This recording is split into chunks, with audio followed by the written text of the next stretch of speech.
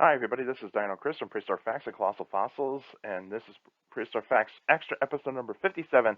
This is a paper review, and so I have not done this in a while, and so there has been a new paper that has come out a couple weeks ago that is about a Tyrannosaurus paper, and so this is the review of the Tyrannosaurus rex, Tyrannosaurus imperator, and Tyrannosaurus regina paper that came out a couple weeks ago.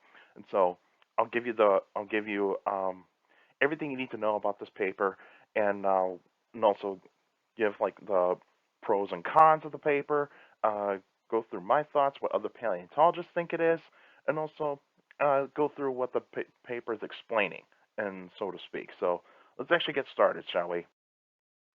So the first thing we're going to talk about is the authors and the source. So the authors of this paper are Gregory S. Paul, Dr. Scott Parsons, and J. Van Raalte. And so those are the authors of this paper. And the source of this paper is in the evolutionary biology website, or otherwise the scientific source is where it's coming from. And so I'll put a link in the description down below of the paper so that way you guys can take a look at it, and also that way you can read it. And also I'll put links of like other articles, so mainly well-sourced articles of like mainstream media, well-sourced articles of like about explaining about this paper, and also there is going to be some counter points to this paper, and I'll get that in a little bit. So let's actually get through here what the paper is pretty much saying. So what the paper is saying is that based on certain types of differences, that uh, is that there are two other species of Tyrannosaurus based on the fossil record in terms of the Hell Creek Formation and the Lance Formation. And so it's not just Tyrannosaurus rex, you also have Tyrannosaurus imperator and Tyrannosaurus regina. And so in this slide right here, even though that I am kind of in the way of the regina right here, uh, so so you have Tyrannosaurus rex, which is which is pretty much the iconic meat-eating dinosaur that we all know and love. And so this here is this skeleton here. What they're considering here is Scotty. They believe it's Scotty. They also believe the holotype specimen and also the American Museum of Natural History specimen as the iconic Tyrannosaurus rex. And so that dinosaur. So on this other one here, that would kind of go along with like say this one right here down in the middle. And then you got Tyrannosaurus imperator, and they're believing that the holotype specimen for this one is Sue. So the Field Museum of Natural History's um, specimen that a lot of people have seen, and I've seen it as well, is the imperator. And then down here on the bottom, and so the imperator would be down right over here on the bottom right here on this picture on the left. And then you actually look at Regina, Tyrannosaurus regina, and they believe that is Stan. They also believe that is also the Wanko Rex, or the Nation's Rex, which is in the Smithsonian. And so that dinosaur is up here on the top right here. So if I can draw out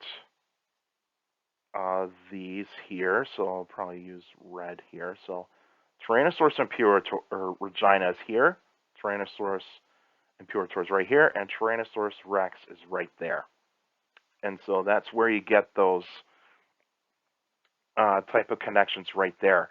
And so they believe, based on the differences here, Tyrannosaurus imperator, in terms of its characteristics, it has two incisors, or two teeth, at the front of the jaw, or otherwise in the premaxilla.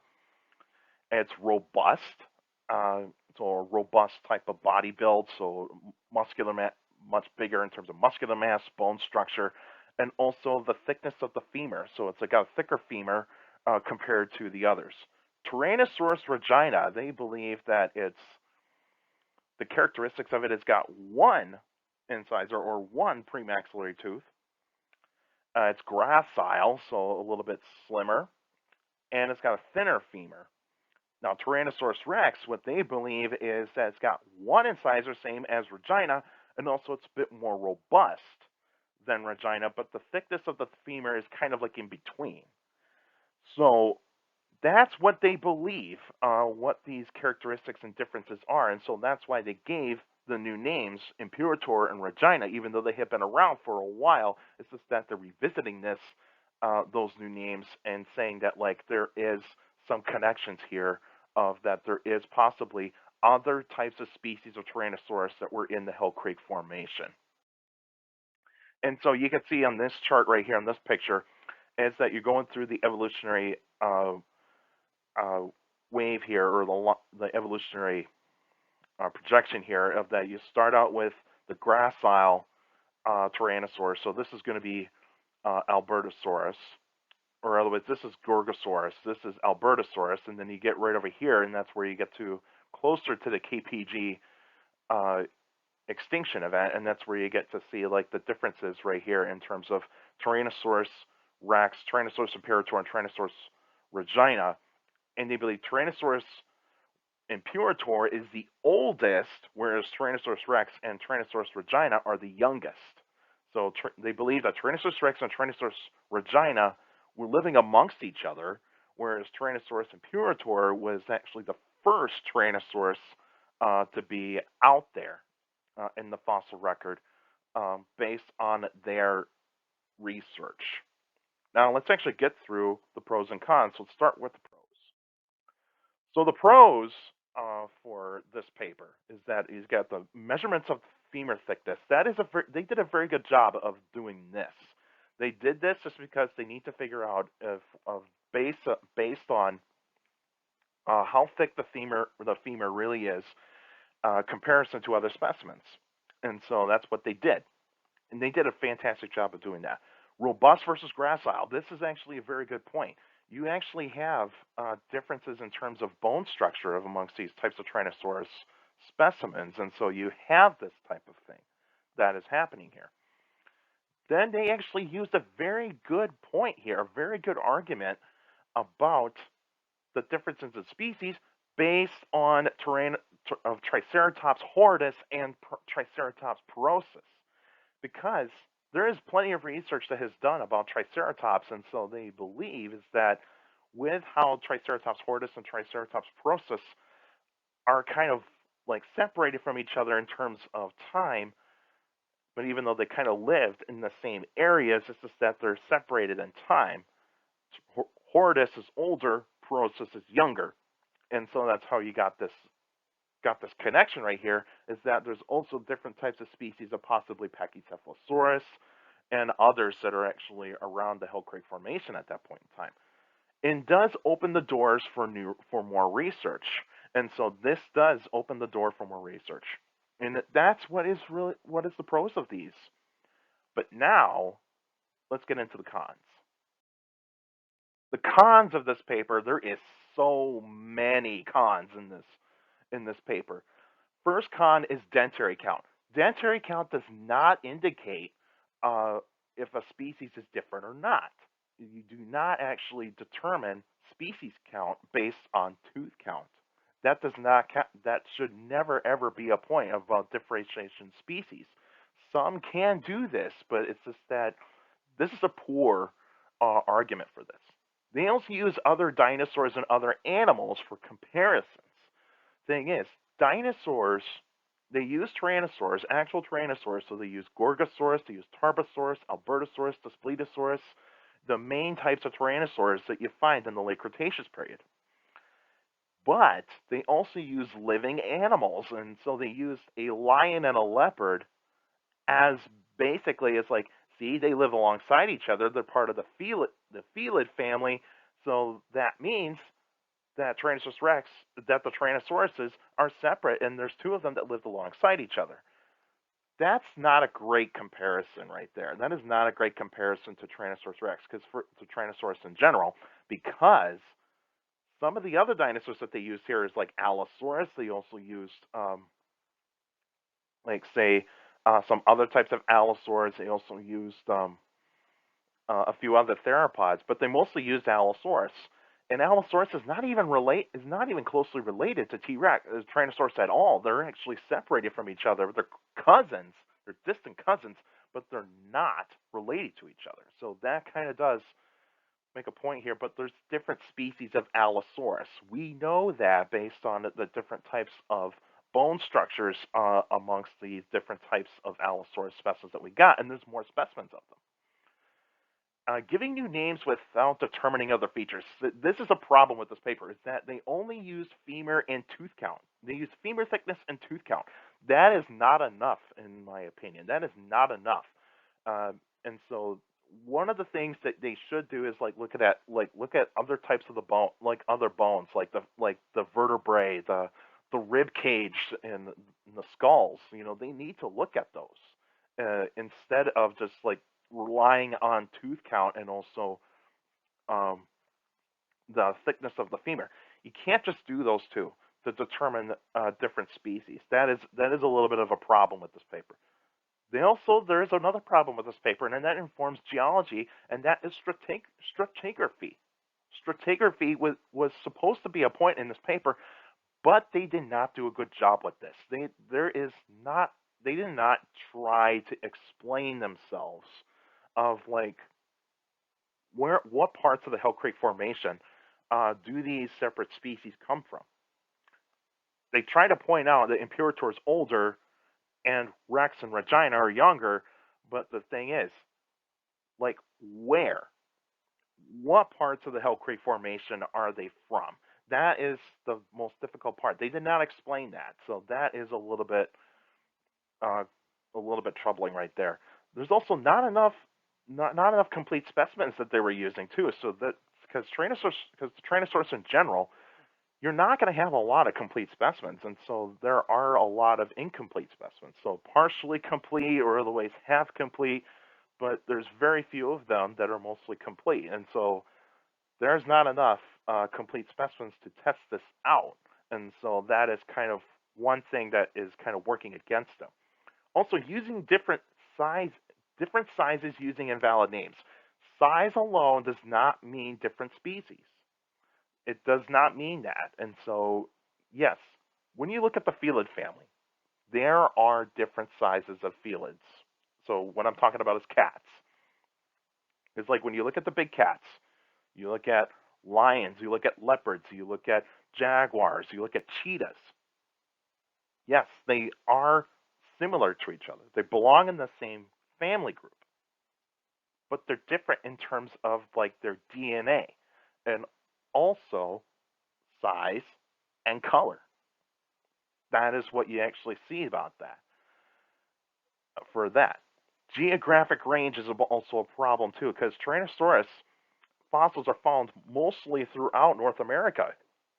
You find them in Canada. You find them all the way. You find them in the United States. You also find them in the near parts of Mexico.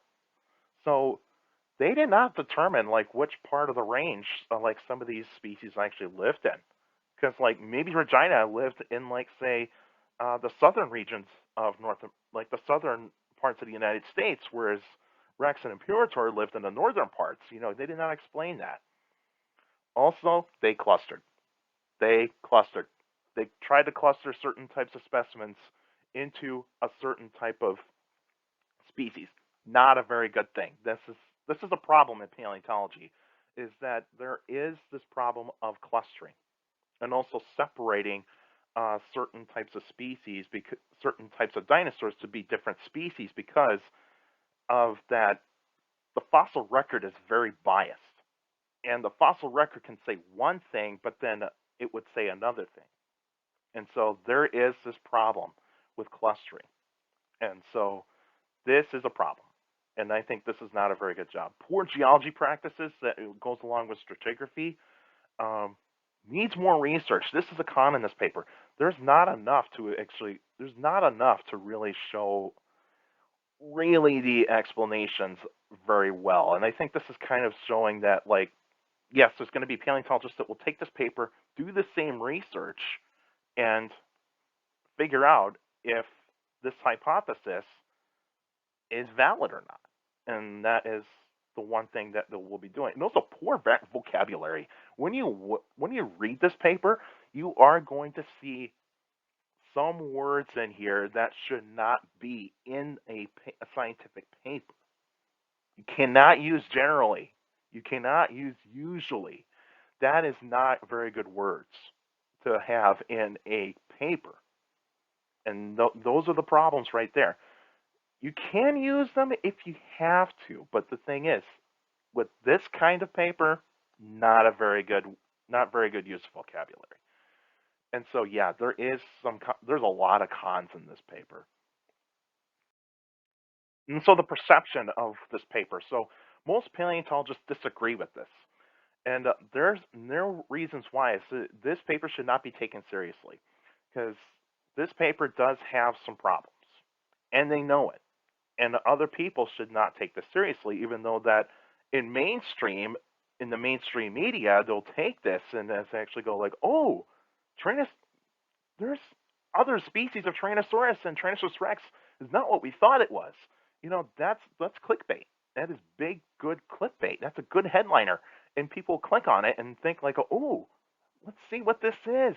Maybe there isn't a Tyrannosaurus rex after all. That's pretty much what that is that it's clickbait. And sometimes the headlines can do this. And also, most paleontologists believe not enough evidence support this hypothesis. And that is pretty much true about this. And so they did a lot of tyrannosaur experts. And so, like Dr. Thomas Carr, Dr.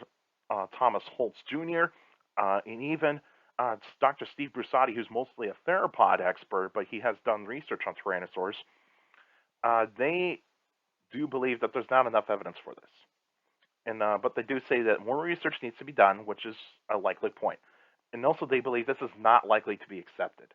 And so this paper will probably be shoved aside and pretty much kind of be looked back upon probably, like, say, within the future. And that is the last point. It could come back in the future, which that if there's a lot more research, more practices that are done correctly, I'm pretty sure that there could be different species of Tyrannosaurus that is in the Hell Creek Formation. That is pretty much what is out there. Now, my thoughts on this. And so, yeah, I agree with Dr. Thomas Carr, Dr. Steve Brusati, Dr. Thomas Holtz, and also Dr. Lindsay Zano, who has also done some research on theropods, but she's mostly just a plain dinosaur paleontologist, but she's done theropod research, is that not enough evidence to support the hypothesis. I agree with that. I totally agree with that. And also, there's too many holes in the hypothesis. And so when you have too many holes in the hypothesis, it's not a complete hypothesis. And so yeah, there is going to be some things that are going to be done to look at this much more clearly and also do the research properly. And also, all specimens right now are Tyrannosaurus rex. They're all the same right now. Museums are not going to change that. They're not going to change any name. They're not going to do any name changing. They're not going to, because this is going to determine how this paper is going to be like one of those papers that like most paleontologists are going to shove aside and say, not enough evidence. More research does need to be done. I do agree with that. The paper does say this in the conclusion, that there is going to be more research that is going to be done. And also some of the authors in the paper have said this too, that there is going to be more research to be done. And they do say that this can change, that this paper could ultimately be cast aside and just say, no, this is not valid. And also, the differences the authors claim are mostly individual traits amongst each specimen. Because remember, tooth count does not mean different species. It could just be that each individual has a different tooth count. Because like each Tyrannosaurus specimen has different amount of teeth. We know that because the fossil record tells that, and also each specimen says that. And also size is different amongst individuals too. And so the last point right here that is on my thoughts, each specimen is different from each other in terms of tooth count, size, thickness of the bones and skull structure. That is what the thing here is. I'm not being too negative about this. Is that more research does need to be done. There is going to be some paleontologists that'll take this paper, use it as a reference for the hypothesis to determine if this is going to be a valid paper. But mostly, this is probably more likely going to be rejected. This is going to most likely be rejected in the paleontology community. Even though the authors stand by their paper, which they should definitely do, they have the right to do that. And if they say that they believe their evidence, and that evidence supports what they have on this paper, I mean, that's fine. They have the belief to do that. But right now they're in the minority. They are in the minority. And so there is this idea here is that most paleontologists right now do not agree with them. They think that certain things need to be done better. And so this paper does open the door for more research on Tyrannosaurus, even though that, yes, Tyrannosaurus is the most studied dinosaur of all time. And so this could have big implications in the future. Not right now, but in the future. But the authors tried. They really definitely tried. Give them credit for the research. Give them credit. They did the measurements. They did gather as much specimens as possible, and so that's pretty much what they did. And props for them to do that, for them to doing that.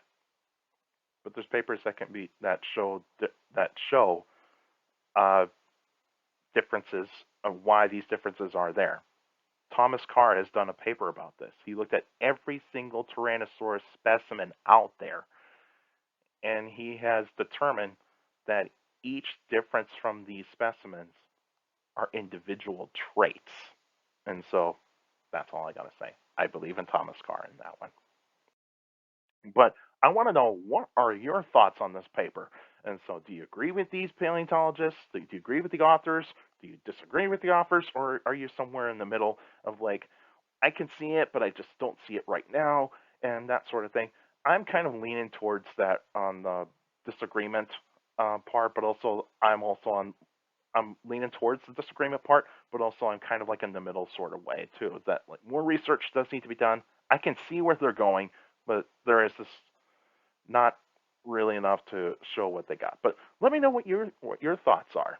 And of course, I'll put the link of the paper down in the description down below, and also put all the other, like say National Geographic, the New York Times, CNN, so that way you guys can look at the rebuttals of these, the rebuttals of the paper. So multiple paleontologists have come out about this, and so yeah, so check those out.